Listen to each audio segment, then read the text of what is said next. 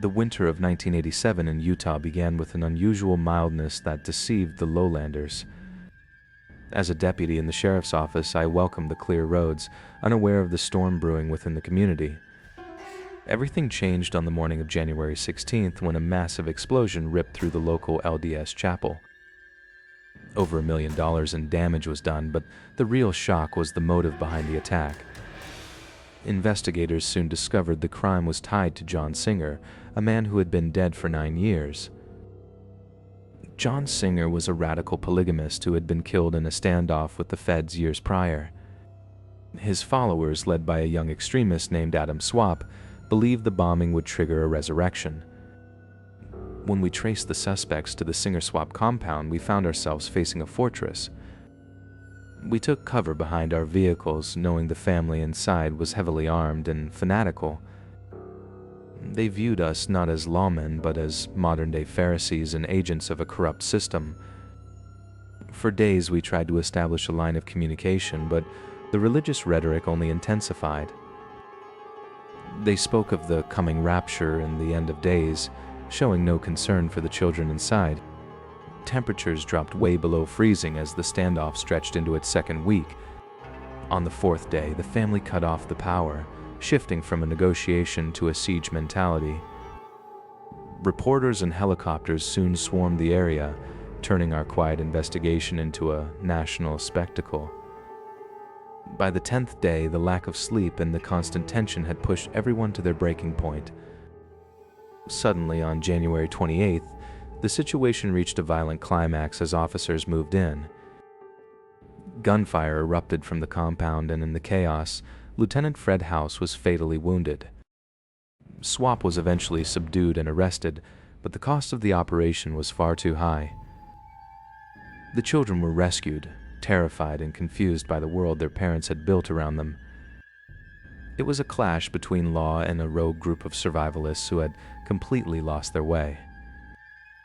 They could have lived the life they wanted, but they chose violence and religious delusion instead. Fred House didn't deserve to die in the cold because a man lost his mind. I will never forget the faces of those children or the weight of the decisions we made that winter. Bad choices always lead to bad outcomes, often for the innocent people caught in the middle. The snow continued to fall, covering the scars left by the conflict. The isolation they sought became their own personal prison. Justice was served, but the memory of the violence remains etched in the land.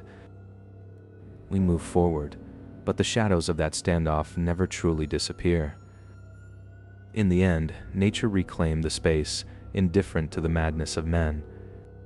Every winter since then carries the echo of those sirens in the mountain air. The community was forever changed by the events that unfolded in those 2 weeks. Looking back, it's hard to believe how quickly a quiet town became a war zone. The scars on the church were repaired, but the scars on the people run much deeper. Sometimes the greatest danger isn't from the outside, but from the darkness people carry within. We carry these stories with us to remember the fragility of peace. The standoff at the Singer-Swap compound remains a landmark of radicalism in the West. It serves as a reminder of what happens when faith turns into fanaticism. Many of the deputies involved that day never fully recovered from the trauma. Life in the Utah mountains continues, but the silence is heavier than it used to be. The spring of 1987 brought a crisp, invigorating air to the dense forests of Northern California. Deep within these woods, a remote sawmill operated far from the reaches of civilization. For several years, I had worked there as a sawmill operator, finding purpose in the grit and the sawdust. The air always carried the sharp, sweet scent of fresh pine mixed with the metallic tang of machinery. Our routine was simple: work the long days, share cold drinks at sunset, and sleep on site until the dawn. But one particular morning in May began with a subtle, unsettling shift in the atmosphere. I arrived at my station just as the sun began its slow climb over the jagged hills. The head rig was a beast of a machine, a massive circular blade designed to slice through giant logs like they were nothing. I performed my morning checks with meticulous care, ensuring every bolt was tight and every blade was sharp. The first log of the day rolled onto the carriage, a standard Douglas fir that looked no different from any other. I engaged the motor, feeling the familiar vibration hum through the floorboards beneath my boots. As the log met the spinning steel, a sound erupted that was entirely foreign to the mill's rhythm. A deafening metallic screech tore through the air, vibrating deep within my own teeth. In a split second, the massive saw blade shattered into 1,000 lethal fragments. The force of the explosion was like a physical blow to the chest, throwing me backward through the air. For a moment, there was only a ringing silence and the smell of ozone and hot iron. Adrenaline masked the agony initially, but as I looked down, the reality of my injuries flooded my vision. Jagged pieces of the blade had sliced into my face and chest like red-hot shrapnel. A sharp, searing burn throbbed in my right eye, and the world suddenly went dark on one side. Shouts and frantic footsteps erupted all around me as my coworkers rushed to the scene. Their voices sounded like they were coming from deep underwater, muffled and distant. Someone tied a makeshift tourniquet around my arm while another screamed for an air ambulance. My gaze drifted to the log that had caused the destruction, now split open on the carriage. Deep inside the wood, I saw the glint of a heavy, industrial-sized metal spike. This wasn't a mechanical failure, it was a deliberate, calculated attempt at murder. The days following at the hospital were a nightmare of antiseptic smells and surgical procedures. The doctors eventually delivered the news that my right hand was lost forever. Along with the hand, the vision in my right eye had been permanently extinguished by the shrapnel. I soon learned about the practice of tree spiking, a tactic used by radical environmental groups. They claimed to be protecting the trees, but they were actually targeting the men who worked them. To those activists, my life was apparently an acceptable cost for their ideological statement. The incident cast a long, dark shadow over the entire logging community. Every log that entered the mill from then on was treated like a potential unexploded bomb. Fear and paranoia replaced the camaraderie that had once defined our workdays. I struggled to adapt to a world that was suddenly half dark and missing a limb. I eventually found a safer job in an office, but the hum of air conditioning couldn't replace the spirit of the woods. I still think about those activists and wonder if they ever saw the face of the man they maimed. No cause is righteous enough to justify the destruction of an innocent person's life. But while my trauma was born of human malice, other terrors in the woods are far less easy to categorize. Some find themselves sharing the silence with ghosts who have lived in the shadows for decades. Somewhere in the Maine wilderness, a lone hiker is about to discover that he is not as alone as he thinks. The Maine wilderness stretched out in an endless sea of pine and shadows as I arrived at my family's isolated cabin. This small rustic retreat was my sanctuary, a place where the only neighbors were the loons on North Pond. After a grueling day of hiking through the thick underbrush, I collapsed onto the old mattress and drifted into a heavy sleep. Suddenly, at exactly midnight, my eyes snapped open to a silence that felt unnaturally heavy. I held my breath, listening as the settling groans of the floorboards shifted into a rhythmic, deliberate creak. The sound wasn't the wind or a branch against the glass. It was the unmistakable weight of a person moving in the next room. I slid out from under the covers with agonizing slowness, desperate to keep the springs from crying out. My fingers brushed against the cold metal of the heavy flashlight on my bedside table. I decided not to click the light on, fearing the beam would give away my position before I knew what I was facing. From the kitchen, I heard the soft metallic clink of a pot being moved against a burner. The intruder wasn't rushing. They were rummaging through my supplies with a calm, practiced efficiency. My heart hammered against my ribs like a trapped bird as I crept down the narrow hallway. I peered into the kitchen and saw a man standing with his back to me, draped in layers of tattered, filthy clothing. His hair was a matted nest of gray and a wild, unkempt beard hung down his chest. He was painfully thin, his frame looking skeletal beneath the bulk of his scavenged rags. He moved with the eerie grace of a forest creature, making almost no sound as he sorted through my food.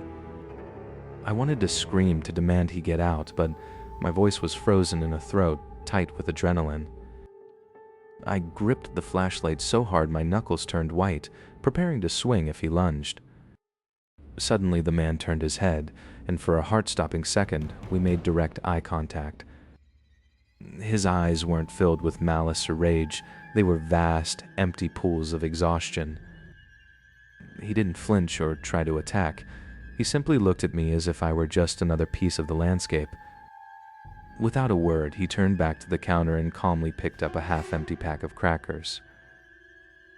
He tucked the last of his selection into his bag and walked toward the back door.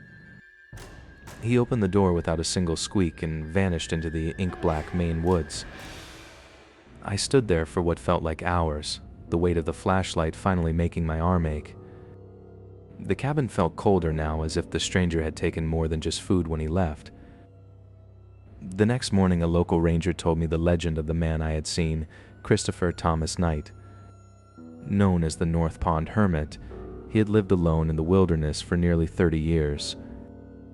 He survived by committing thousands of small burglaries, never taking more than he needed to stay alive. He hadn't spoken to another human being since the mid-1980s, choosing a life of absolute solitude. Despite the thousands of break-ins, he had never once used violence against the people whose homes he entered. Even after he was finally caught in 2013, the memory of those empty eyes stayed with me. Years later, I still find myself checking the locks 3 times before I can even think of sleeping. Every creak of the cabin's timber makes me wonder if a ghost is once again walking through my kitchen. The woods of Maine hide many secrets, some of which are far more human than we realize. But sometimes the things people leave behind in the wild are more terrifying than the people themselves. I decided to hike deeper into the northern range, away from the pond's unsettling history. In a clearing where the trees thinned, I spotted a bizarre structure standing perfectly upright. It was a totem pole, 8 feet tall, carved with faces that seemed to scream in silence. As I moved closer, I realized the carvings weren't just wood. They were encrusted with hundreds of yellowing, human teeth. As I moved closer, I realized the carvings weren't just wood, they were encrusted with hundreds of yellowing, human teeth. My breath hitched in my throat as I traced the jagged line of molars spiraling up the dark, rotted timber. The totem stood nearly 8 feet tall, a silent sentinel placed perfectly in the center of the clearing. Crude faces were etched into the surface, their wide, hollow eyes staring out in every direction. Some teeth were long and curved like those of a deer or a wolf, while others were unmistakably flat and human. A few of the straighter ones were still rooted in small, jagged fragments of graying jawbone. My stomach turned violently, and I took an instinctive step back from the macabre display.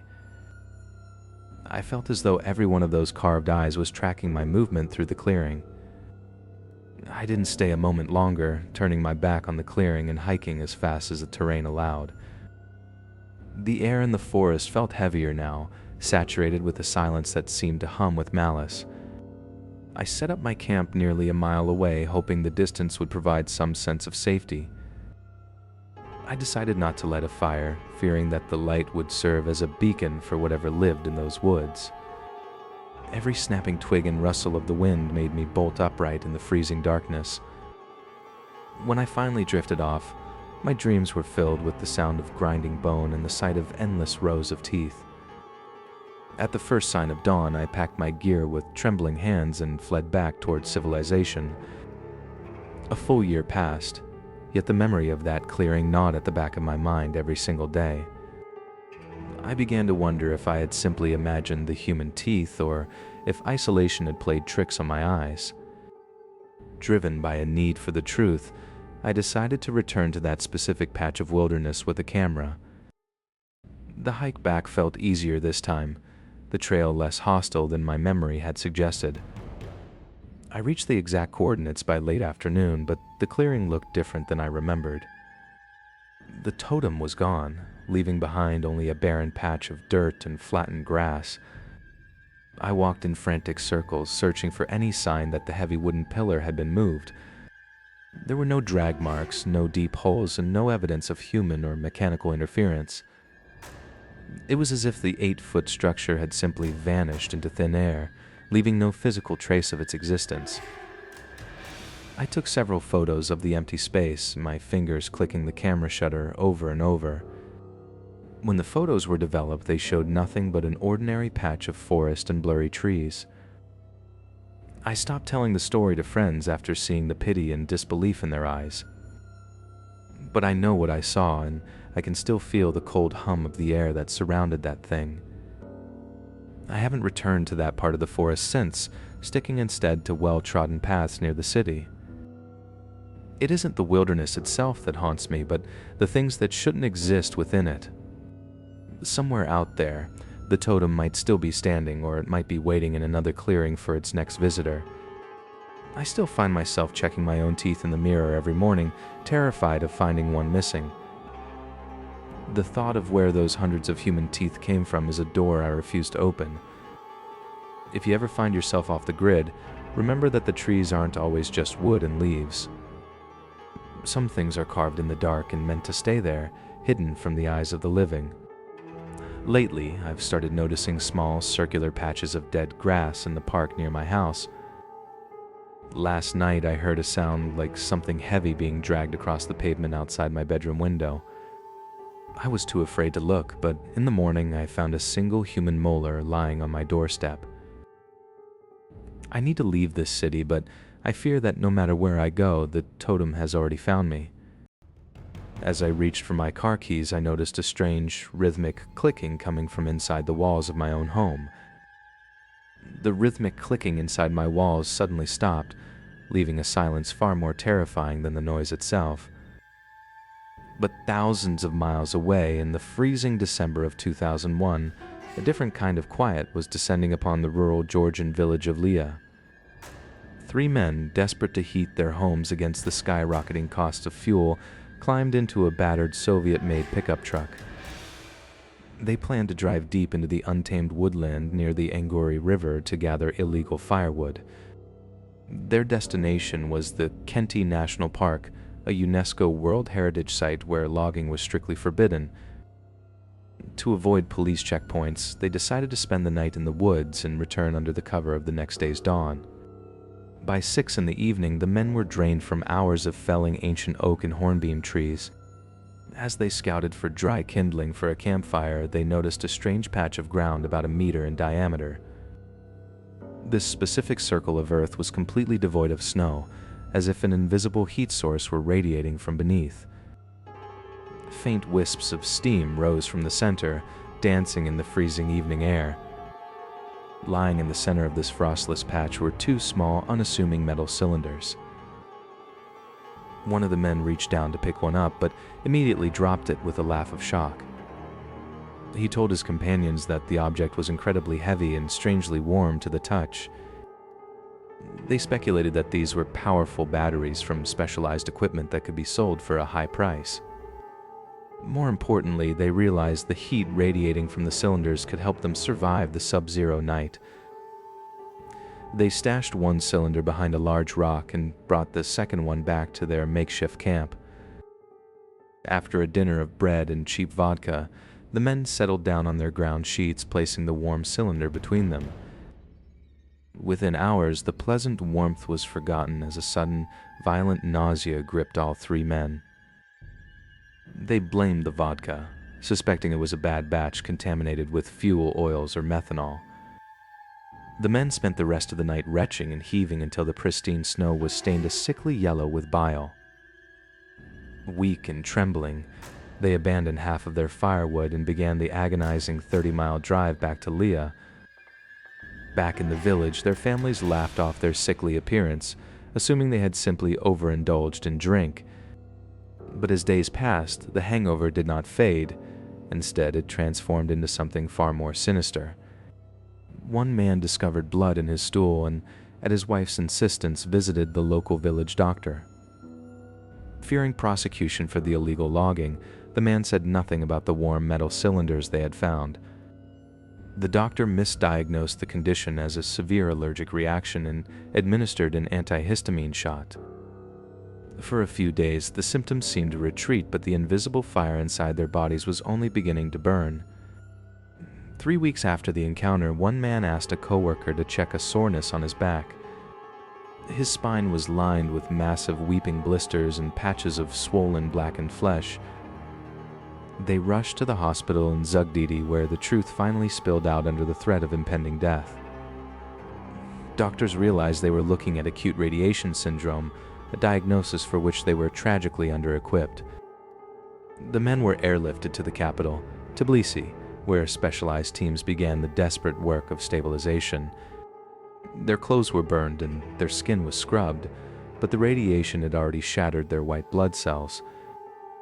Georgian soldiers, guided by the men's descriptions, returned to the forest with lead-lined containers and robots. Analysis revealed the objects were strontium-90 cores, discarded remnants of Soviet-era radio relay generators. These lethal devices had been abandoned in the chaos of the Soviet Union's collapse, left like landmines for the unsuspecting.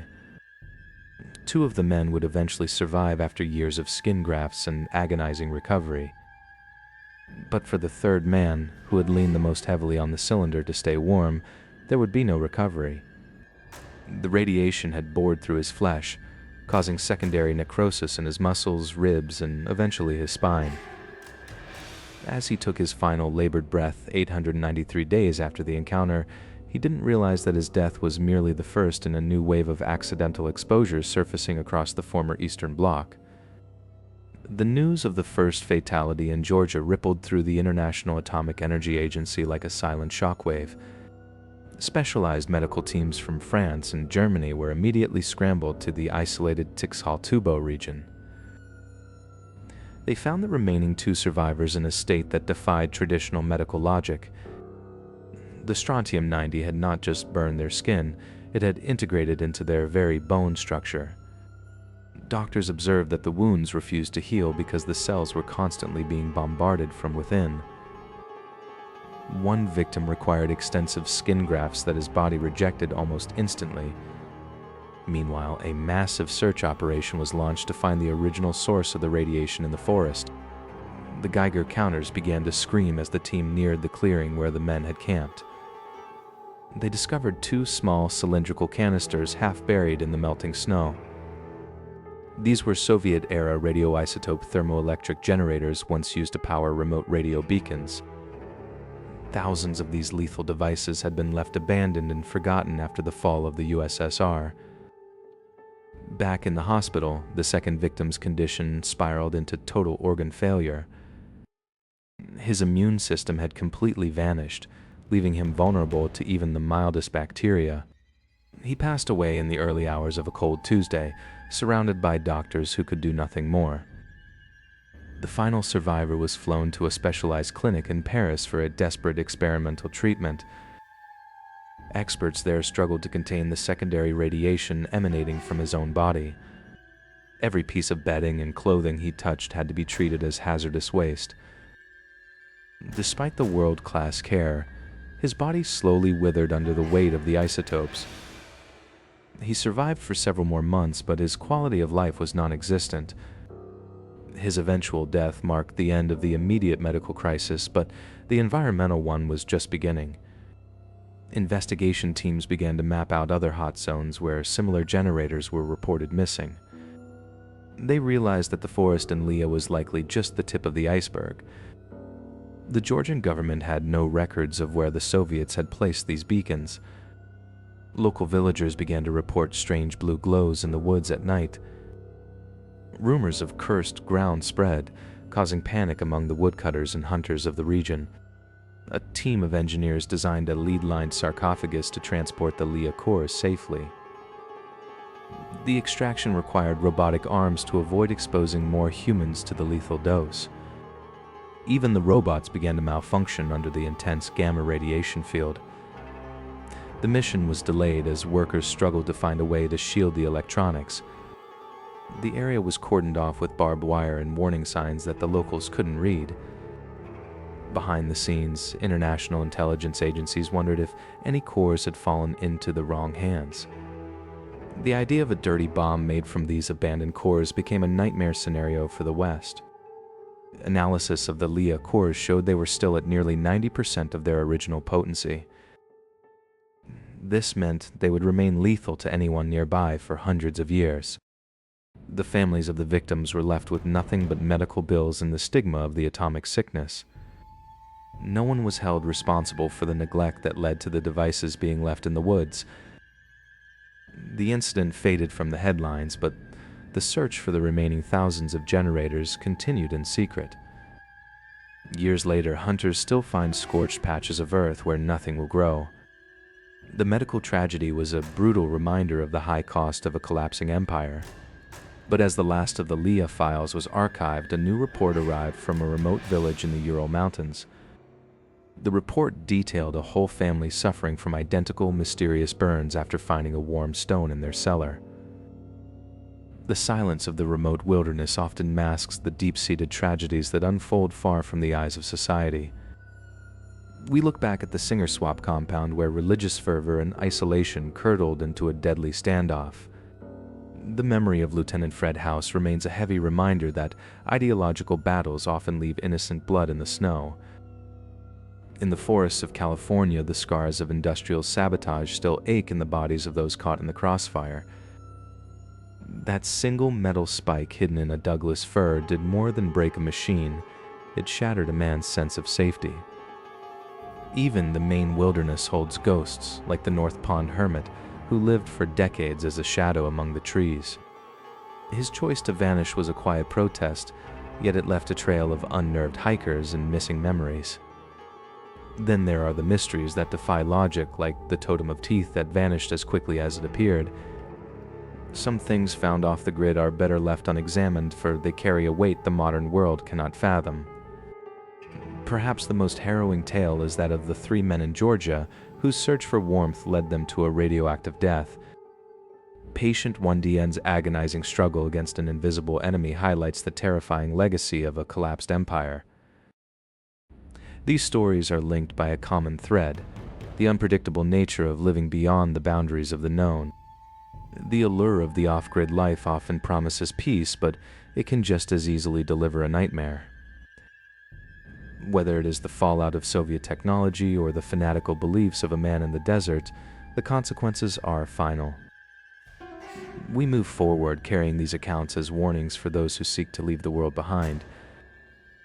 The wilderness will always be there, indifferent to the lives that are lost within its depths. It does not judge the hermit, nor does it mourn the logger, nor does it fear the radiation. The isolation simply exists, a mirror for whatever darkness or light we bring into it. For the victims of these 5 tales, the grid was a safety net they didn't know they needed until it was gone. Their lives serve as a testament to the fragile reality of our modern existence. We must respect the wild, not just for its beauty, but for its capacity to consume the unwary. As the sun sets on these accounts, we are left with the lingering questions of what else lies hidden in the shadows. Each story is a closed chapter, but the landscape that birthed them remains unchanged. The snow in Utah has long since melted and refrozen, covering the sites of old battles. The sawmill operates under new management, the echoes of the explosion fading into the hum of the blades. The main cabins are locked for the season, their owners blissfully unaware of the eyes that once watched them. The Georgian forest grows over the riverbanks, reclaiming the ground where the warm stones once lay. We learn from these tragedies so that we may better navigate the thin line between exploration and disaster. The world is a vast place, and there is still much to be discovered for those with the courage to look. But remember that every step away from the light of civilization is a step toward the unknown. We honor the memories of those who did not return from that darkness. Their stories are now etched into the history of the places they once inhabited. May we find the wisdom to appreciate the comforts we often take for granted.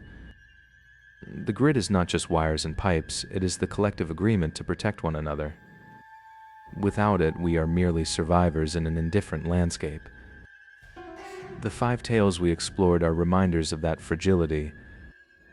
From the mountains of Utah to the rivers of Georgia, the lesson remains the same. Be careful where you wander and be mindful of what you find. For some things found in the wild are meant to stay hidden forever. May you always find your way back to the safety of the lights,